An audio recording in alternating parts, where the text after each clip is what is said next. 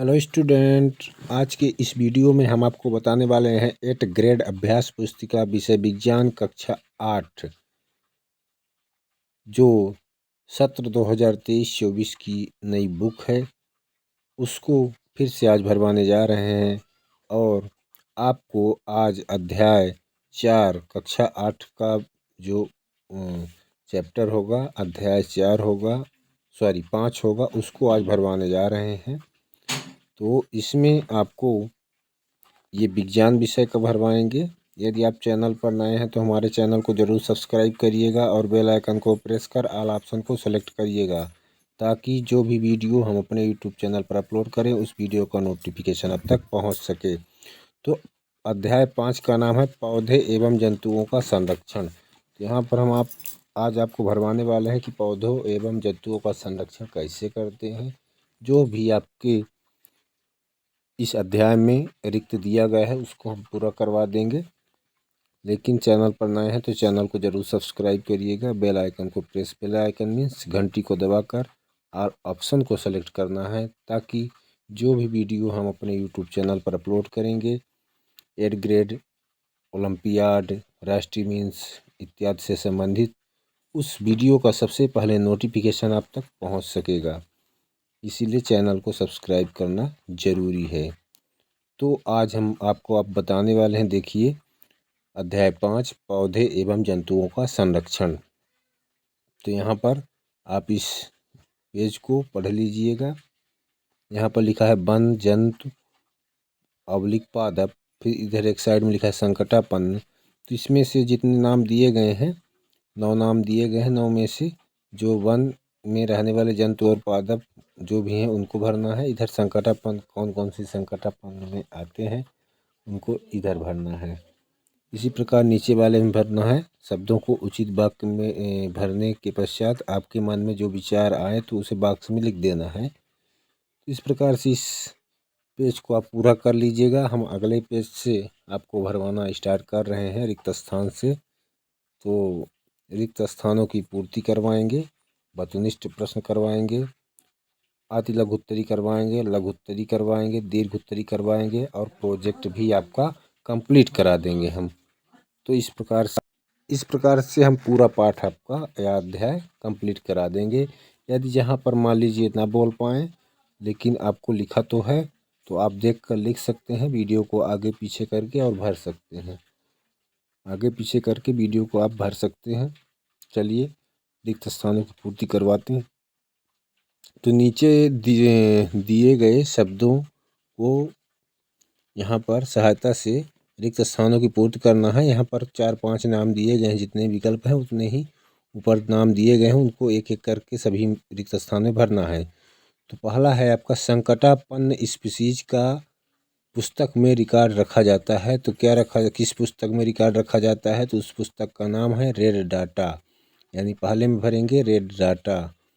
दूसरा है वह विशाल आरक्षित क्षेत्र जहाँ पर्यावरण के संपूर्ण संगठनों का संरक्षण किया जाता है। तो इसमें भरेंगे आप जैव मंडल आरक्षित क्षेत्र कहते हैं। तो यहाँ पर क्या भरेंगे? दूसरे में जैव मंडल आरक्षित क्षेत्र। फिर तीसरा है पक्षी सुदूर क्षेत्रों में जलवायु परिवर्तन के कारण पलायन करते हैं। तो इस तीसरे में भरेंगे प्रवासी। क्या भरेंगे? प्रवासी पक्षी होगा, ठीक है, इसलिए प्रवासी भरेंगे तीसरे में। चौथा है जैव विविधता के संरक्षण के उद्देश्य से बनाए गए हैं। क्या बनाए गए हैं? जैव विविधता के संरक्षण के उद्देश्य से राष्ट्रीय उद्यान बनाए गए हैं, इसलिए चौथे में राष्ट्रीय उद्यान आप भरेंगे। पाँचवा है किसी विशेष क्षेत्र में पाए जाने वाले पेड़ पौधे उस क्षेत्र के एवं जीव जंतु कहलाते हैं। तो इस पहले में भरेंगे आप, पाँचवें वाले के पहले में वनस्पत जाति और दूसरे में प्राणी जाति, ठीक है। तो क्या हो जाएगा आपका पाँचवें में? किसी विशेष क्षेत्र में पाए जाने वाले पेड़ पौधे उस क्षेत्र के वनस्पत जाति एवं जीव जंतु प्राणी जाति कहलाते हैं। दूसरा प्रश्न आ गया आपका सही विकल्प के आगे सही का निशान लगाना है। तो पहला दूसरे का पहला है वनोन्मूलन से वायुमंडल में किसका स्तर बढ़ता है? तो इसका आंसर राइट होगा ए ऑप्शन, कार्बन डाइऑक्साइड। दूसरा प्रश्न है पौधों व जंतुओं के लिए सुरक्षित क्षेत्र कौन से हैं? तो इसका राइट आंसर सी ऑप्शन होगा, जैव मंडल संरक्षित क्षेत्र। तीसरा प्रश्न है, खेती करने के लिए वनों के बड़े बड़े भूभाग साफ कर दिए जाते हैं, इस प्रक्रिया से पर्यावरण पर क्या प्रभाव पड़ता है? इसका उत्तर लिखेंगे ए ऑप्शन, मृदा अपरदन। चौथा है, यदि वन विलुप्त हो जाए तो क्या होगा? तो इसका राइट आंसर क्या होगा? सी ऑप्शन होगा चौथे का, वायु कार्बन डाइऑक्साइड में की मात्रा बढ़ जाएगी। यानी कि यदि वन विलुप्त हो जाएंगे तो वायु यानी CO2 की मात्रा क्या होगी? बढ़ जाएगी। तो इसका राइट आंसर चौथे का सी ऑप्शन। तो हमने आपको बताया सभी विकल्पों में पहले में रेड डाटा भरना है रिक्त स्थान में, दूसरे में इस प्रकार से आप भर लीजिएगा। पाँचवा है दूसरे का, यहाँ पे जंतु जिनकी संख्या एक निर्धारित स्तर से कम होती जा रही है तथा वे विलुप्त हो सकते हैं कहलाते हैं। तो इसका राइट आंसर पाँचवें का सी ऑप्शन होगा, क्योंकि ये संकटापन्न जंतु हैं जो क्या हो रहे हैं? विलुप्त होते जा रहे हैं, इसलिए पाँचवें का सी ऑप्शन राइट आंसर होगा, संकटापन्न जंतु। फिर आ गया अति लघुत्तरी प्रश्न। तो इसका पहला प्रश्न है, विशेष क्षेत्रीय स्पीशीज के कोई दो उदाहरण लिखिए। इसमें लिखेंगे उत्तर, पंचमढ़ी जैवमंडल आरक्षित क्षेत्र में स्थित साल और जंगली आम विशेष क्षेत्रीय स्पीशीज के उदाहरण हैं। दूसरा प्रश्न है, वनोन्मूलन से क्या समझते हैं? तो दूसरे का उत्तर लिखेंगे आप, वनों को समाप्त करके प्राप्त भूमि का अन्य कार्यों में उपयोग करने की को क्या कहते हैं? वनोन्मूलन कहते हैं। क्या लिखेंगे दूसरे का? वनों को समाप्त करके प्राप्त भूमि का अन्य कार्यों में उपयोग करने को वनोन्मूलन कहते हैं। प्रश्न नंबर 3 है, सूखा क्यों पड़ता है? इसका उत्तर लिखेंगे तीसरे का, पृथ्वी के ताप में वृद्धि के जल चक्र का संतुलन बिगड़ता है और वर्षा दर में कमी आती है, जिसके कारण सूखा पड़ता है। प्रश्न नंबर 4 आ गया, राष्ट्रीय उद्यान क्यों बनाए जाते हैं? इसमें उत्तर में लिखेंगे, वन्य जीवों की सुरक्षा और संरक्षण के लिए राष्ट्रीय उद्यान बनाए जाते हैं। इस प्रकार से हमने अति लघुत्तरी के 4 क्वेश्चन आपको पूर्णतः भरा दिए हैं और आप वीडियो को आगे पीछे करके अच्छे से भर सकते हैं। और वीडियो हमारा अच्छा लगता है तो हमारे चैनल को सब्सक्राइब जरूर करिए और बेल आइकन को प्रेस कर ऑल ऑप्शन को सेलेक्ट करिए, ताकि जो भी वीडियो हम 8 ग्रेड अभ्यास पुस्तिका की अपलोड करें उस वीडियो का नोटिफिकेशन आप तक पहुंच सके। जैसा कि अभी हम आपको बताना चाहते हैं कि कक्षा 8 का जो है तो 5वां अध्याय ये आपको भरवा रहे हैं और कक्षा 7 का भी 5वां अध्याय भरवा चुके हैं, अपलोड भी कर चुके हैं वीडियो। और इसी प्रकार से आपका जो 13 अध्याय 7 और 8 कक्षा 7 और कक्षा 8 में 13 अध्याय दिए गए हैं, सभी के हम करवा देंगे। चलिए अगले प्रश्न की ओर बढ़ते हैं। प्रश्न नंबर 5 है, प्रवास से आप क्या समझते हैं? तो उत्तर लिखेंगे, प्रवास वह परिघटना है जिसमें किसी स्पीशीज का अपने आवास से की जो अन्य आवास में हर वर्ष की विशेष अवधि में विशेष कर प्रजनन हेतु चलन होता है। फिर इसके बाद लघुत्तरी प्रश्न आ गया। प्रश्न नंबर 6 है, जैवमंडल आरक्षित क्षेत्र क्यों बनाए जाते हैं? कोई एक जैवमंडल आरक्षित क्षेत्र का नाम लिखना है। यहाँ पे उत्तर लिखेंगे, जैव विविधता के संरक्षण के उद्देश्य से जैवमंडल आरक्षित क्षेत्र बनाए गए हैं, जैसे पंचमढ़ी जैवमंडल आरक्षित क्षेत्र। प्रश्न नंबर 7 है, रेड डाटा पुस्तक क्या है? इसकी आवश्यकता क्यों है? उत्तर लिखेंगे, रेड डाटा पुस्तक वह पुस्तक है जिसमें सभी संकटापन्न स्पीशीज का रिकॉर्ड रखा जाता है, ताकि लोगों में जागरूकता फैलकर बचे हुए जीव जंतुओं को सुरक्षित रखा जा सके। चलिए 8वां प्रश्न देखते हैं, वन्य प्राणी अभ्यारण्य और राष्ट्रीय उद्यान में अंतर स्पष्ट करना है, किन्हीं दो राष्ट्रीय उद्यानों को नाम भी लिखना है। उत्तर में लिखेंगे आप, एक तरफ वन्य प्राणी अभ्यारण्य, एक तरफ राष्ट्रीय उद्यान। तो पहला बिंदु यहाँ पर डाल लीजिएगा, वन्य प्राणी अभ्यारण्य की तरफ लिखना है। वन्य प्राणी अभ्यारण्य में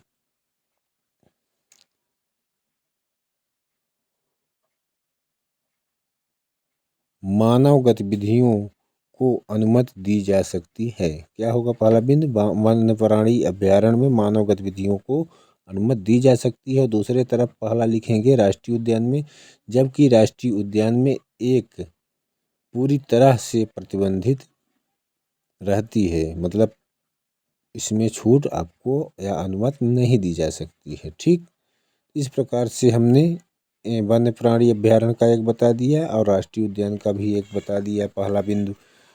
अगला भी बताने वाले हैं, उदाहरण भी इसका करवाने वाले हैं आपको, और अच्छे से आपको करना है। और आपको किसी प्रकार की समस्या भरने में बिल्कुल नहीं होगी, क्योंकि आप वीडियो को आगे पीछे करके बिल्कुल भर सकते हैं अच्छे से। यदि किसी प्रकार की असुविधा होती है तो कमेंट बॉक्स में आप कमेंट करके लिख सकते हैं और हम फिर से वीडियो को अपलोड कर देंगे यदि समस्या होती है तो यहाँ पर हमने आपको अति लघुत्तरी, यहाँ पर रिक्त स्थान सभी करवा दिए हैं। अब चलिए बढ़ते हैं, लघुत्तरी चल रहा है अभी भी। दूसरा लिखेंगे वन्य प्राणी अभ्यारण्य की तरफ। दूसरा लिखेंगे वन्य प्राणी अभ्यारण्य में मवेशी चर सकते हैं। और जबकि इधर लिखेंगे राष्ट्रीय उद्यान की तरफ, क्या लिखेंगे, जबकि राष्ट्रीय उद्यान में चराई भी प्रतिबंधित है। अब वन्य प्राणी अभ्यारण्य की तरफ दो उदाहरण लिखेंगे आप, तो क्या लिखेंगे, सतपुड़ा राष्ट्रीय उद्यान और दूसरा क्या है, कांजीरंगा राष्ट्रीय उद्यान। यानी दो उदाहरण टोटल लिखना है राष्ट्रीय उद्यान के, चाहे कोई भी किसी तरफ भी लिखें या आप नीचे लिख दीजिए, ये अंतर से भिन्न हो जाएगा उदाहरण। तो सतपुड़ा राष्ट्रीय उद्यान और काजीरंगा राष्ट्रीय उद्यान। 9वां प्रश्न है, कागज के पुनर्चक्रण पर टिप्पणी लिखना है। तो उत्तर लिखना है आपको, कागज एक महत्वपूर्ण उत्पाद है जो हमें वनों से प्राप्त होता है। ओके,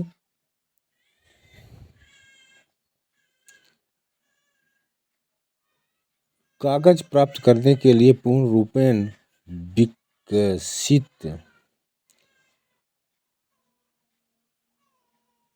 वृक्षों को काटा जाता है, अतः हमें कागज बचत करनी चाहिए, इसका पुनः उपयोग एवं पुनः चक्रण करना चाहिए ताकि हम वृक्षों को कटने से बचा सकें। अब आ गया है आपका दीर्घ उत्तरी प्रश्न। प्रश्न नंबर 10 है, वनोन्मूलन से मृदा की उर्वरता पर क्या प्रभाव पड़ता है, समझाइए। ए नंबर का है 10वें का। उत्तर लिखना है आपको, वनोन्मूलन से पृथ्वी पर ताप एवं प्रदूषण के स्तर में वृद्धि होती है। ताप प्राकृतिक संतुलन भी प्रभावित होता है। भूमि पर वनों की कमी होने से मृदा अपरदन अधिक होता है, इससे मृदा में ह्यूमस की कमी होती है तथा इसकी उर्वरता भी अपेक्षाकृत कम होती है। अब 10वें का बी नंबर बताने जा रहे हैं। प्रश्न है, वनोन्मूलन से वर्षा पर क्या प्रभाव पड़ता है। इसका उत्तर आप लिखेंगे, वनोन्मूलन से कार्बन डाइऑक्साइड की मात्रा में वृद्धि हो जाने से पृथ्वी की ताप में वृद्धि हो जाती है, जिससे जल चक्र का संतुलन बिगड़ता है तथा वर्षा दर में कमी हो जाती है। तो इस प्रकार से आपको हमने 10वां का ए और बी भरवा दिया। जैसे हमने आपको बताया कि यहाँ पर रिक्त स्थानों की पूर्ति करवा दिए हैं और आपको वस्तुनिष्ठ प्रश्न 5 करवा दिए हैं। आपको अति लघुत्तरी करवा दिए हैं और लघुत्तरी करवा दिए हैं। दीर्घ उत्तरी का 10वां प्रश्न जो है ए और बी 10वें में करवा दिए हम। अब चलिए आपको अगला प्रश्न हम आपको बताने वाले हैं और पूर्णतः आपका कंप्लीट करा देंगे अध्याय। कोई भी समस्या आपको बीच में क्रिएट नहीं होने वाली है। वीडियो को आप आगे पीछे करके ज़रूर अच्छे से पढ़कर नोट करिएगा, या जो बोलते हैं उसको सुनकर आप नोट करिएगा, या देखकर भी आप नोट कर सकते हैं। तो इसी प्रकार से हम जो राष्ट्रीय मीन्स होता है कक्षा 8 में, उसकी भी तैयारी हम आपको करवाने वाले प्रकार से सभी क्वेश्चन को आप सॉल्व कर पाएंगे। तो अब हम आपको 10वें 11वें नंबर का बताने वाले हैं क्वेश्चन जो है, उसको पूर्णतः भरवाएंगे आपको 11वें नंबर प्रश्न का आंसर। तो आप बिल्कुल अच्छे तरह से भरिएगा, किसी भी प्रकार की त्रुटि आपको ना हो, मतलब आपके लिखने में। तो अब यहाँ पर हम ए और बी तो करवा दिए 10वें का दीर्घ उत्तरी में। अब दीर्घ उत्तरी में 11वां क्वेश्चन करवाने वाले हैं। और इसको आप आशा करते हैं कि नोट कर लिए होंगे, अपनी बुक में फिल कर लिए होंगे, भर लिए होंगे। तो हालांकि यहाँ पर पूर्णतः या पूर्ण रूप से पहचान में आ रहा है जो भी लिखा है, नहीं आ रहा तो जो हम बोल दिए हैं उसको आप नोट कर सकते हैं, आपको समस्या ना होगी किसी प्रकार की। तो यहाँ पर हमने आपको बताया था वन्य प्राणी अभ्यारण्य और राष्ट्रीय उद्यान में रेफरेंस अंतर भी और दो उदाहरण भी बता दिए थे। अब चलिए बढ़ते हैं 11वें प्रश्न की ओर। तो प्रश्न नंबर 11 जो भी है आप देख लीजिएगा, उसका उत्तर यहाँ पर दिख रहा है। प्रश्न नंबर 11 थोड़ा बुक क्या है प्रिंट जो है गड़बड़ थी। तो प्रश्न नंबर 11 दीर्घोत्तरी प्रश्न है, इसका उत्तर आप लिखेंगे ए। 11वें का ए जो प्रश्न है उसका उत्तर आप लिखेंगे, छोटे जीव जंतु हमारे पर्यावरण के लिए आवश्यक हैं क्योंकि वे आहार जाल एवं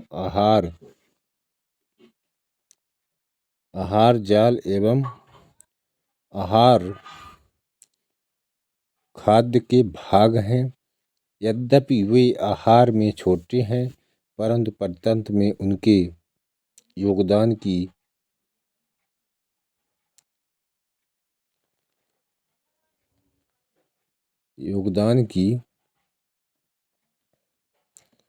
आदिश यानी योगदान की बहुत ही महत्वपूर्ण भूमिका होती है या नहीं किया जा सकता है, आदि नहीं किया जा सकता या अनदेखा नहीं किया जा सकता है। यहाँ पर आप लिखेंगे, फिर से बोल देते हैं, छोटे जीव जंतु हमारे पर्यावरण के लिए आवश्यक हैं क्योंकि वे आहार जाल एवं आहार श्रृंखला के भाग हैं। यद्यपि वे आहार में छोटे हैं परंतु परतंत्र में उनके योगदान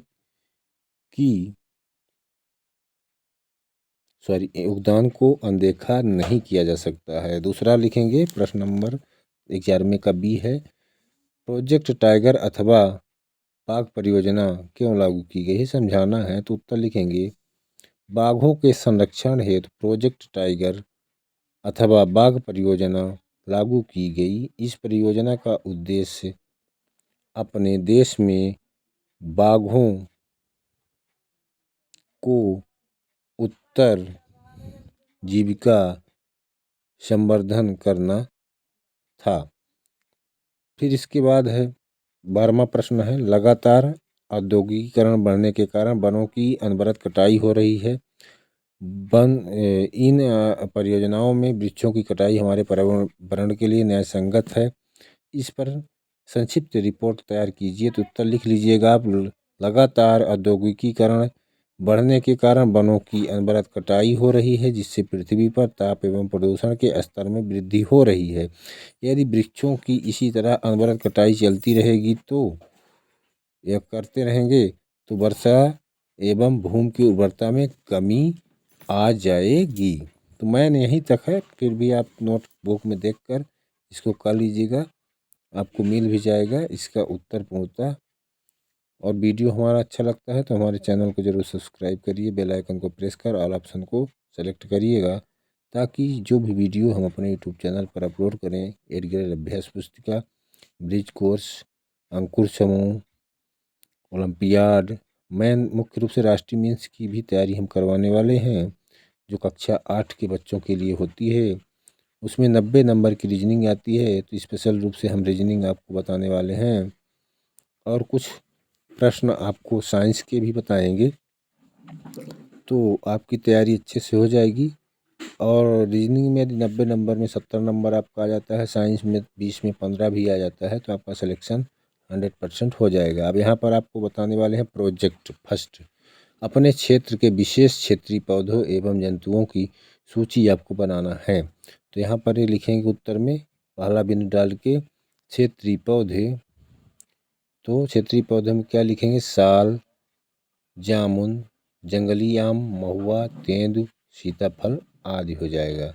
फिर इसके बाद क्षेत्रीय जंतु के बारे में लिखेंगे, गाय, भैंस, बैल, बकरी, घोड़ा, कुत्ता, बिल्ली, गिलहरी आदि हो जाएगा। और प्रोजेक्ट बा में लिखेंगे फर्स्ट के, प्रोजेक्ट नंबर फर्स्ट के आ लिखवा दिए, अब प्रोजेक्ट नंबर फर्स्ट का बा लिखवाने यानी निम्न तालिका को पूर्ण करना है। यहाँ लिखा है मेरे ज़िले में जैसे संरक्षित क्षेत्र, राष्ट्रीय उद्यान, वन्य जंतु अभयारण्य, जैव मंडल आरक्षित क्षेत्र, 4 बिंदु दिए गए हैं। तो मेरे ज़िले में लिखना है, फिर मेरे प्रदेश में, फिर मेरे देश में। तो हम आपको लिखवा रहे हैं, लिख लीजिएगा। राष्ट्रीय उद्यान वाले में आपको लिखना है पहले मेरे ज़िले में एक राष्ट्रीय उद्यान है, ठीक है। संजय राष्ट्रीय उद्यान सीधी ज़िले में है, ठीक। फिर वन्य जंतु अभयारण्य है, तो ये एक अभयारण्य भी है जो बगदेरा अभयारण्य के नाम से जाना जाता है। जैव मंडल आरक्षित क्षेत्र एक भी नहीं है, तो यहाँ माइनस कर देंगे। फिर मेरे प्रदेश में कितने राष्ट्रीय उद्यान हैं, तो 9 लिखेंगे। और मेरे प्रदेश में वन्य जंतु अभयारण्य कितने हैं, 25 हैं। और जैव आरक्षित क्षेत्र कितने हैं मेरे प्रदेश में, 3 हैं। फिर मेरे देश में तो 103 राष्ट्रीय उद्यान हैं। और मेरे देश में वन्य जंतु अभयारण्य कितने हैं, 543 हैं। और मेरे देश में जैव आरक्षित क्षेत्र कितने हैं, तो 18 लिखेंगे। इस प्रकार से आपका प्रोजेक्ट फर्स्ट हमने कंप्लीट करवा दिया है। और आपको बताना चाहते हैं हम स्टार्टिंग से जो भी आपको जैसे कि रिक्त स्थान दिया गया था वो भी पूरा करवा दिए थे। प्रोजेक्ट 2 आ गया है। प्रोजेक्ट 2 में है वृक्षों की अत्यधिक कटाई के लिए कौन कौन से कारक उत्तरदायी हैं, सूची बनाना है। तो यहाँ पर उत्तर में लिखें वृक्षों की अत्यधिक कटाई के निम्न कारक उत्तरदायी हैं। पहला लिखेंगे कृषि के लिए भूमि प्राप्त करना। दूसरा लिखेंगे घरों एवं कारखानों का निर्माण। तीसरा लिखेंगे फर्नीचर बनाने अथवा लकड़ी का ईंधन के रूप में उपयोग करना है। फिर इसके बाद प्रोजेक्ट 2 में ब नंबर है वनों की कटाई यानी वनोन्मूलन से पर्यावरण पर क्या क्या प्रभाव हो रहे हैं, लिखना है। इसका उत्तर लिखेंगे आप वनोन्मूलन का पृथ्वी पर ताप एवं प्रदूषण स्तर में वृद्धि होती है। इससे वायुमंडल में कार्बन डाइऑक्साइड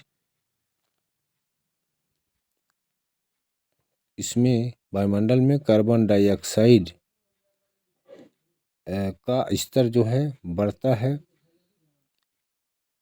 भौम जल स्तर का निम्नीकरण हो जाता है। वनोन्मूलन से प्राकृतिक संतुलन भी प्रभावित होता है। वर्षा एवं भूमि की उर्वरता में कमी आ जाती है या जाएगी।